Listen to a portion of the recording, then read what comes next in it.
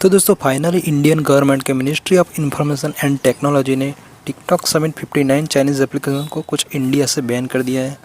तो दोस्तों ये सभी 59 एप्लीकेशन में से कोई भी एप्लीकेशन आप प्ले स्टोर पर या तो ऐप स्टोर पर जाकर अभी सर्च करोगे तो आपको कोई भी एप्लीकेशन देखने को नहीं मिलेगी। और अगर दोस्तों आप लोग इनमें से कोई भी एप्लीकेशन अभी यूज़ कर रहे हो तो आप जो वर्ज़न यूज़ कर रहे हो वही वर्ज़न आप लोग यूज़ कर पाओगे, आपको कोई भी अपडेट नहीं मिलेगी क्योंकि प्ले स्टोर और ऐप स्टोर दोनों पर से ये एप्लीकेशन निकल गई है। इंडिया के किसी भी सर्वर पर से आप ये सभी एप्लीकेशन को कुछ अपडेट नहीं कर पाओगे।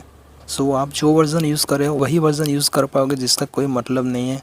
सो दोस्तों इससे तो अच्छा यही है कि आप इनमें से कोई भी एप्लीकेशन यूज़ कर रहे हो तो हाल ही में जाकर अपने फ़ोन में से इन सभी एप्लीकेशनों को कुछ अनइंस्टॉल कर दीजिएगा और इनके कंपैरेटिव में कोई इंडिया की ऐप या तो किसी भी कंट्री की ऐप यूज़ कीजिए, वही अच्छा रहेगा।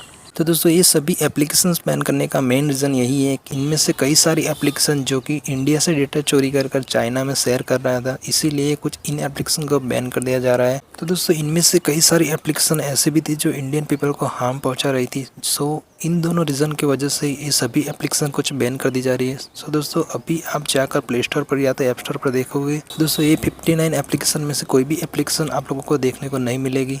सो दोस्तों आप में से कई लोगों के मन में एक क्वेश्चन होगा कि पबजी मोबाइल भी चाइनीज़ कंपनी टेंसेंट के अंडर वर्क कर रही है, सो उसे क्यों बैन नहीं किया गया। तो दोस्तों पबजी के मैक्सिमम शेयर कुछ साउथ कोरिया के अंडर है। सो चाइनीज़ कंपनी साउथ कोरिया को पूछे बिना कोई भी डेटा शेयर नहीं कर सकती है। सो इसी वजह से पबजी को कुछ बैन नहीं किया गया है।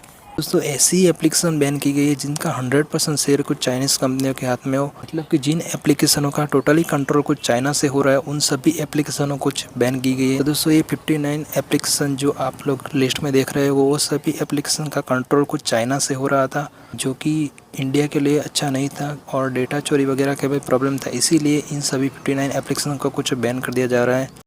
और आप पबजी की बात करो तो पबजी के मैक्सिमम शेयर कुछ साउथ कोरिया से है और उनके कुछ ही शेयर कुछ चाइना से हैं। सो पबजी को बैन नहीं किया गया। तो दोस्तों ऐसी कई सारी एप्लीकेशंस है जिनका कंट्रोल किसी और कंट्री से हो रहा हो पर उनका कुछ शेयर कुछ चाइनीज़ कंपनियों के हाथ में हो, उन सभी एप्लीकेशनों को कुछ बैन नहीं किया गया है। दोस्तों इन्हीं वजह से ही पबजी जैसी कई सारी एप्लीकेशंस हैं जिनको कुछ बैन नहीं किया गया है। तो आज की वीडियो में सिर्फ इतना ही। So thank you for watching.